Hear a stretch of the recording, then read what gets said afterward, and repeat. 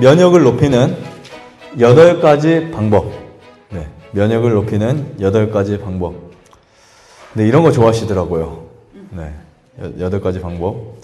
7가지 했는데 한 가지 더 추가했어요. 자, 첫 번째, 식생활 개선입니다. 우리가 이 면역을 떨어뜨리는 것 중에 가장 빠르고 가장 확실한 게 뭐냐면 먹거리입니다.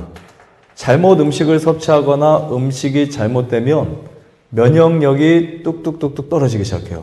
근데 식생활 개선만으로 정말 많은 면역 체계의 시스템을 바꿔버릴 수 있습니다. 자, 여기 보면 여기에서는 이렇게 돼 있어요. 식생활 개선에서 음식의 종류, 어떤 음식을 선택할 것인가. 여러분들의 면역을 높일 수 있는 방법 중에 음식을 선택하는 방법이 중요합니다. 그렇죠. 면역을 떨어뜨리는 예를 들면 당분을 먹을 것인가, 설탕, 아니면 면역을 올릴 수 있는 당분은 당분인데 현미밥을 먹을 것인가, 이런 결정을 하셔야 되겠죠. 음식의 양이 중요해요. 과식을 하지 않고 소식을 하면 면역 체계가 굉장히 빠르게 살아납니다. 절대 과식하면 안 돼요. 그 다음에 배합이 중요합니다. 음식에 건강에 좋다고 해서 수시까지 다 먹는 거 좋지 않아요. 간단하게 필요한 것만, 그리고 또 다음 게 먹어도 되니까 파이토케미컬이라고 해서 다 좋은 거 아닙니다. 그거 다 먹는다고. 한 끼에는 이런 색깔을 먹지만 다음 끼에는 다른 색깔을 먹는다. 이런 것들. 그 다음에 영양 문제입니다. 영양 문제. 비타민, 그 다음 미네랄. 이 두 가지 물질은 여러분들이 당한 상처, 갖고 있는 어떤 질병과 직접적인 문제를 일으켜요. 그래서 어떤 비타민이나 어떤 미네랄이 부족하면 상처가 치료가 안 되거나 증상이 해결이 안 되는 경우가 아주 허다합니다. 즉, 영양 문제에 신경을 써 주셔야 되겠죠.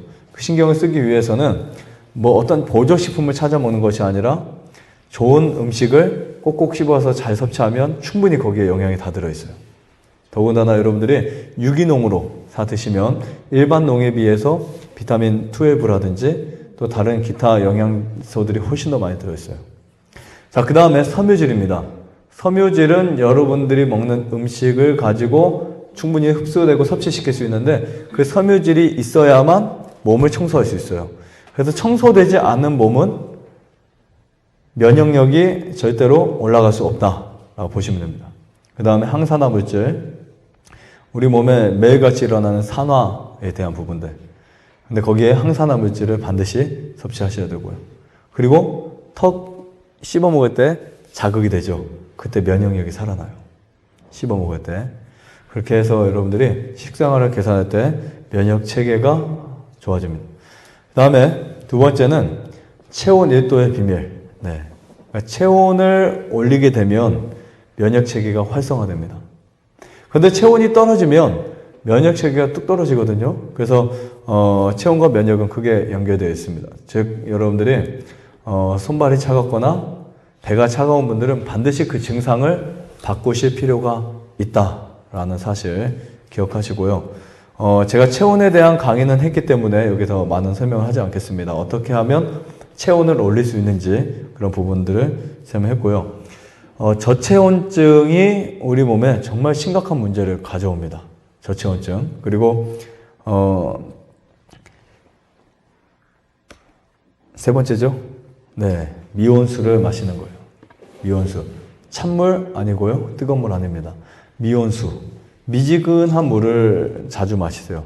물은 여러분들의 몸에 아주 좋은데 찬물을 마시면 면역 활동에 억제가 됩니다. 즉 찬물을 마셨을 때 그 찬물을 데피고 몸을 다시 회복시키려면 굉장히 많은 에너지가 필요하거든요. 그래서 반드시 미온수를 드셔야 되고요. 건강하다고 냉수를 마시게 되는 순간 어떤 사람도 면역체가 활성화되지 않고 그 순간 혹은 어떤 시간 동안 뚝 떨어집니다. 그래서 미온수를 마셔서 노폐물을 제거하고 그 다음에 이제 우리 몸이 물이 내가 갈증이 나서 필요하기 전에 마시는 것이 원칙이에요. 그래서 여기서 저희가 뭐를 나눠드려 오시면 병을 하나 나눠드리죠. 네. 솔직히 안 나눠드려도 됩니다. 근데 나눠드리는 이유는 뭐냐면 물 많이 마시라고 나눠드리고요. 그 다음에 미지근하게. 물을 떠났다가 이불 밑에 놓고 자면은 미지근해집니다. 그렇게 드셔도 되고 여러 가지 방법이 있으니까 어쨌든 찬물은 독약이다. 네, 특히 암 환자나 위가 안 좋은 분들 최악입니다. 자, 그 다음에 물론 제가 찬물 지금 독약이라고 한 말이 뭐 좀 약간 극단적인 표현일 수가 있겠지만 어떤 분들에게 진짜 해로워요. 찬물 자체가 굉장히 해롭습니다. 그 다음에 스트레칭, 운동. 우리 아침마다 스트레칭 하죠.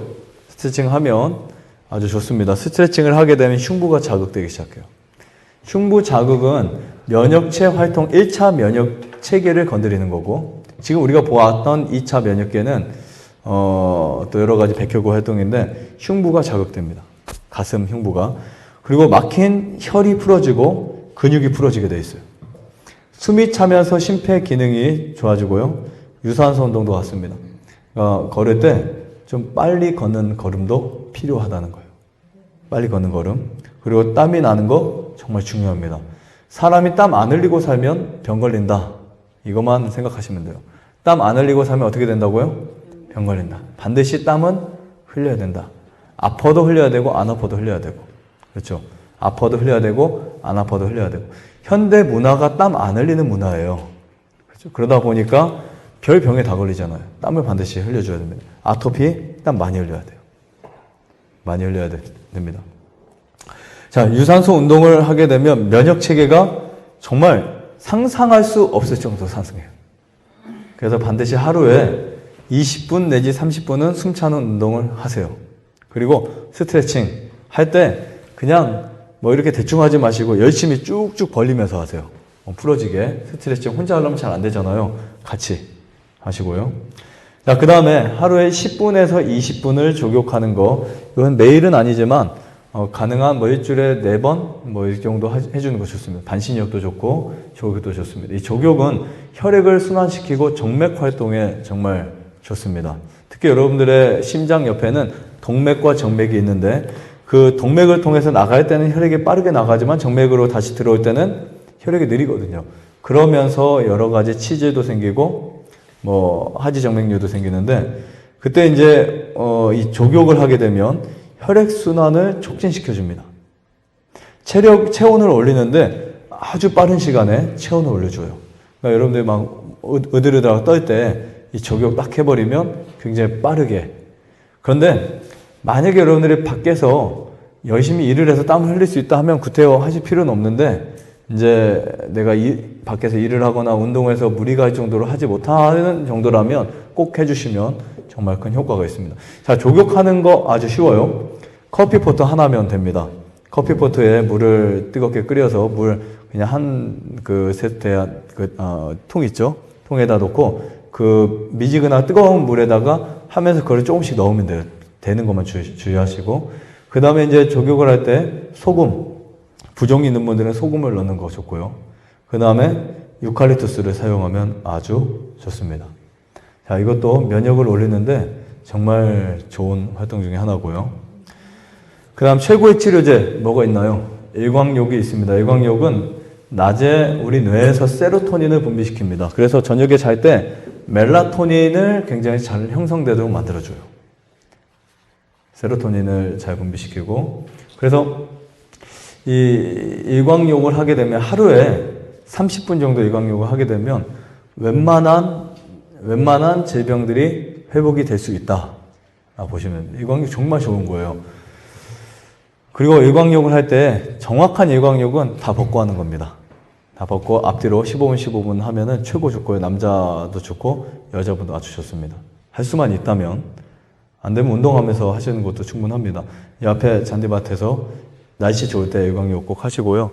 그 다음에 일광욕을 잘 하게 되면 인체의 신진대사 작용과 지방 분해 작용, 살균 효과, 모세혈관 자극 등을 통해서 면역체계 역시도 상승이 됩니다.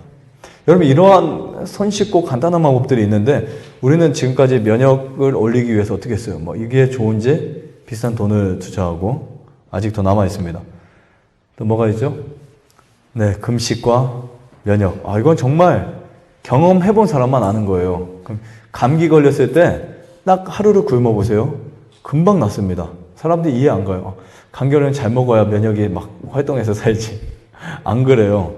우리 첫 시간에 배웠었죠. 오토파지. 그리고 자기 세포가 그 세균을 잡아먹고 하는 이야기. 금식을 하게 되면 소화시키는 에너지가 치료하는 에너지로 사용하고 몸속에 있는 노폐물, 바이러스, 세균들을 다 잡아서 없애버립니다.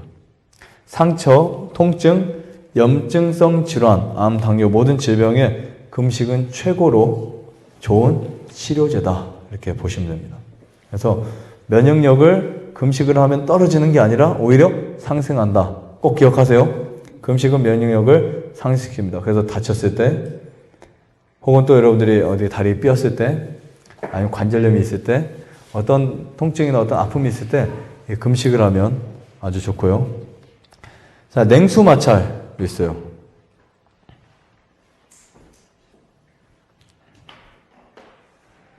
네, 냉수 마찰. 냉수 마찰은 찬 수건으로 물을 짜가지고 방에서 하셔도 됩니다. 이 옷을 벗고 몸을 문지르는 거예요. 이거는 남녀노소 누구에게나 효과적인 좋은 천연 치료제고요. 수치료에서 제가 항상 빠뜨리지 않고 말씀드리는 것 중에 하나가 냉수 마찰인데 저는 냉수욕을 2년을 해봤어요. 하루도 안 빠지고 아침마다 찬물로. 네. 근데 겨울에도 하고 심지어 계곡에서도 해본 적이 있어요. 하고 나면 머리가 쫙 언 적이 있었어요. 그래도 이 냉수 마찰을 하게 되면 사람이 생기가 생겨요. 생기가. 근데 이 냉수 마찰은 우리가 냉수욕도 좋지만 냉수 마찰 수건을 짜서 하는 거잖아요. 찬 수건을 짜가지고 몸을 전체 문지릅니다. 이렇게 하면 누구나 다 할 수 있어요. 대신에 심장이 가장 먼 곳으로부터 시작을 합니다. 손, 발, 얼굴 이런데 시작하면서 천천히 문질러주면 피부 색깔이 선홍색으로 바뀌어요. 바뀌면서 이 피부 주위에 뭐가 많이 있냐면 노폐물이 많이 활성화되어 있거든요. 그 노폐물을 태워버리는 역할을 합니다. 노폐물을. 그래서 이 냉수 마찰은 가능한 할 수 있으면 누구나 다 하셔도 좋습니다. 피부에 상처가 없으면. 근데 이렇게 문질러주면 굉장히 좋아요. 자극이 되고. 이때 이제 몸 안에 체온이 올라갑니다. 냉수 마찰하면 체온이 떨어지는 게 아니라 몸속에 체온이 막 올라가요. 그래서 이제 면역력이 상승하게 됩니다. 이렇게 해서 오늘 8가지 면역을 높이는 방법에 대해서 배웠는데요. 그럼 다 기억하시나요? 네. 그래서 이 8가지 방법을 여러분들이 적용하셔서 정말 편한 마음으로 하시면 반드시 면역 체계가 활동하고 살아날 수 있다. 사실 면역이 답이에요. 네. 즉 이 말은 혈액이 답이다. 이런 말과 똑같습니다. 세포가 답이다. 세포가 건강해야 된다. 혈액이 건강해야 된다. 면역이 건강해야 된다. 같은 말이에요. 그래서 여러분들이 이런 자연치유를 하실 때 별거 아닌 것들이 사실 놓쳐버리고 말았던 것들이 사실은 우리가 자연스럽고 편하게 그것을 막 그냥 부담 갖고 하면 안 돼요. 오늘 아침 7시 몇 분에는 냉수 마찰을 하고 저녁에 조교하고 이런 틀에 박힌 그러한 생각으로 계속 하게 되면 스트레스를 받을 수 있습니다. 이런 것들을 기쁘게 즐겁게 한다면 굉장히 많은 도움이 되시리라고 믿습니다.